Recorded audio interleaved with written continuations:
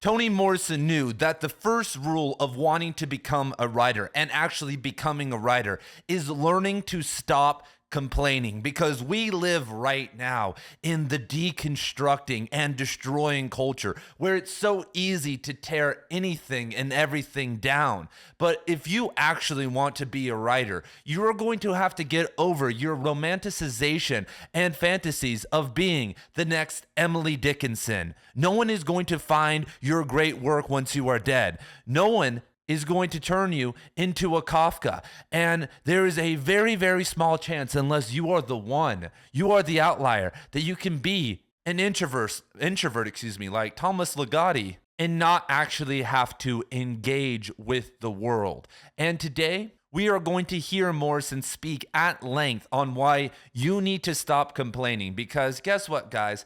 I know there is endless things to complain about.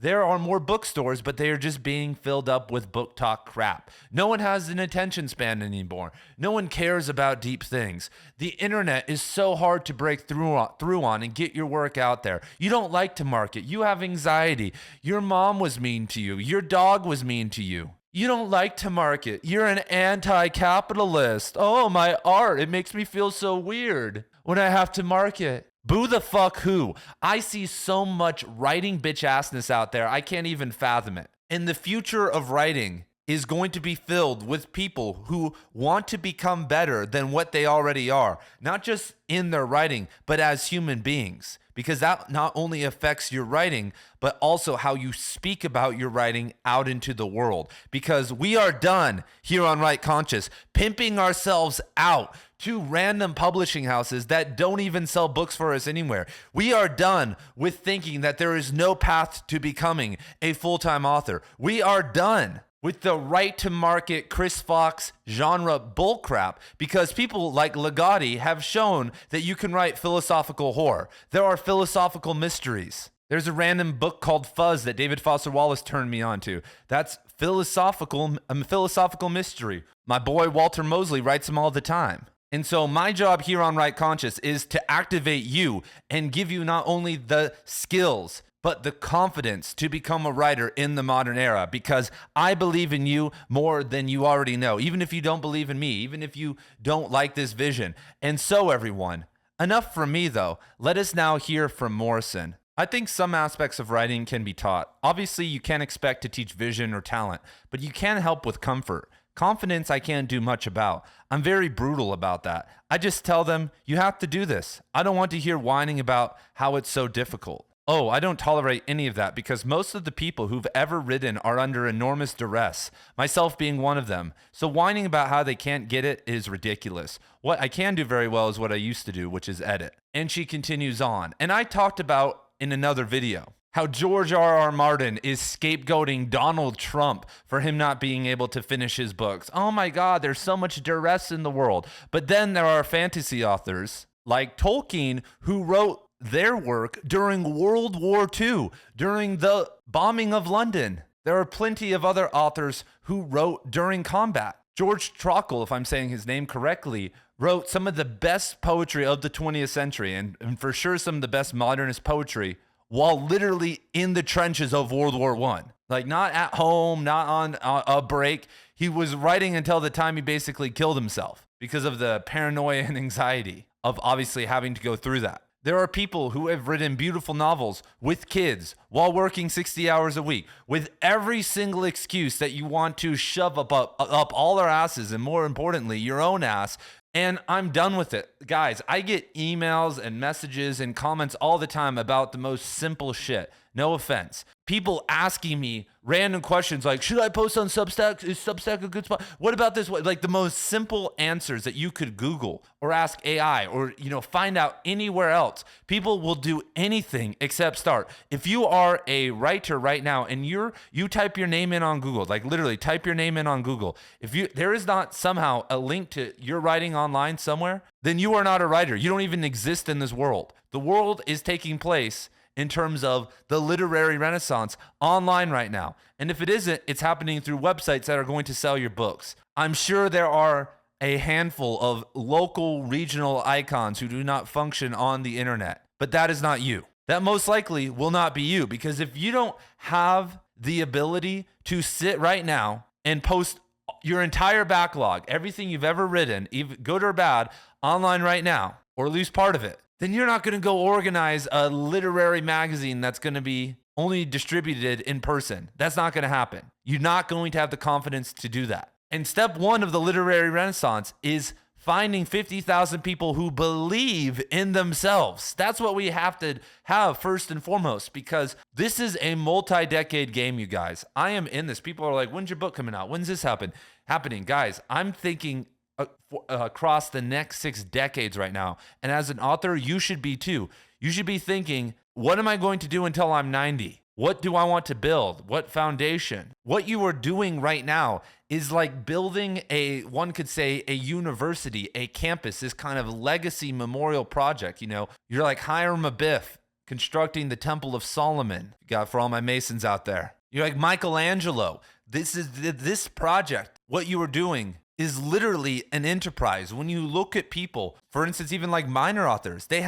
sometimes their movies get adapted. They have books that come out about their letters, you know, some of their early publications and posthumous works come out. Like, it turns into a whole thing. People search up, their biographies come out. It's endless. And if you are writing something worthwhile, that shouldn't scare you. That should motivate you. That what you are doing is going to transform enough people that even after you're gone, the ripples are going to keep moving forward. You know, maybe, most likely, you guys, even I'm not going to be remembered 200 years from now, but the ripples I'm going to push out are still going to be continuing thousands of years from now. The average everyday person cannot say that. And I'm not saying that I'm better or worse than anyone, but the same goes for you as an author. You maybe won't become the next Thomas Pynchon. It's almost impossible that you will, but you can guarantee that you can create positive ripples, especially in the literary community. And you may be the reason that somebody has the confidence later on, or you're the stepping stone for someone later on to become a superstar. Because right now, we're waiting for that, everyone. Like right now, I may be speaking to the next literary superstar, the next Toni Morrison, the next Cormac McCarthy, the next whoever. Tell me right now, who is that in our society? J.K. Rowling? She sucks. Sarah J. Maas? Colleen Hoover? Jonathan Franzen, who writes good stuff, but he's not a personality. He's not this force. Chuck Palahniuk maybe could have been that, but he stepped away from that. George Saunders, love him, is not that. We don't have a Conor McGregor, a Chael Sonnen, a Muhammad Ali, an Antonio Brown, an O.J. Simpson. And I can only imagine when that person comes, if they come, what would happen. You know, there is a thing to the whole Maven concept that right now our confidence is building up for this one person, this Nietzschean Ubermensch, this Superman, because there are hundreds of millions of readers out there who are ready to be activated. And imagine when that person comes along who can create a launch, who can create that passion that people had for Twilight or stuff like that. It can happen. So we need to be in the trenches working for that. And so the best way to gain confidence as a writer is to just get your work out there. And this is a ticking time bomb because I know writers. So in last October, I started a free writing school. I've now moved that to Substack. You guys can check out some of my free courses, some of my paid courses on Substack. I run a book club over there.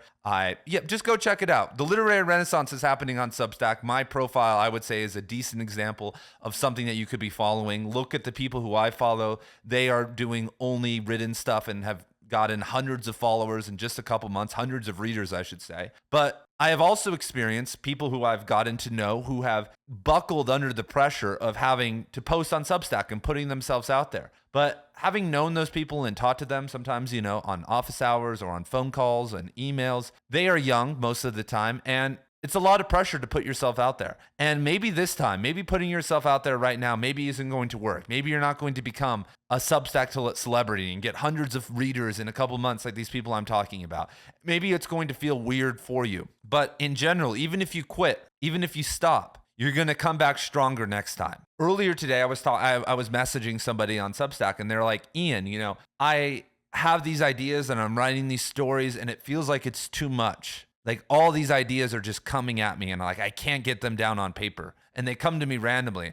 And what I told him was like, dude, you've never posted your work online before. Right now, you are like a caged animal who's maybe nice, who's maybe has like a someone who feeds it, and you have a nice habitat. But you have these idiosyncrasies and these problems because you're not in the wild. And when you start to post online, I feel like there's something that happens in the creative ether, and this is real. So something happens when you send something out. So I've sat and read through, let's say, one of my short stories or one of my poems a million times. I remember this distinctly. I had this creative writing course in university. I remember I spent so much time on this story, and I sent it out to my classmates. We had to do it by email, like 5 days before the workshop date. And I sent it out, and then I was like, thank God I'm done. Like, boom, I spent all this time.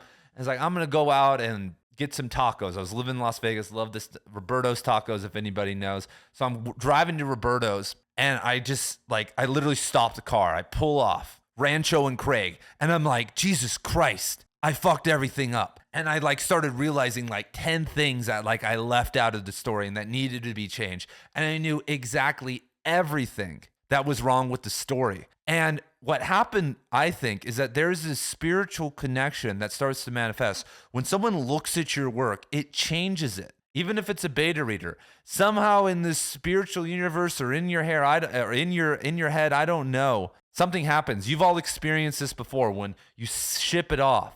And that's so important to grow as an author. And the internet is interesting because you get that at scale. And so for me, that class had 10 people in it. Maybe you've shown your wife, your friends, your husband, whoever. But if you follow, and I'm going to post down below how to grow an audience on Substack. It's a free course I have. If you follow what I say in that, you can get hundreds of readers in a couple months.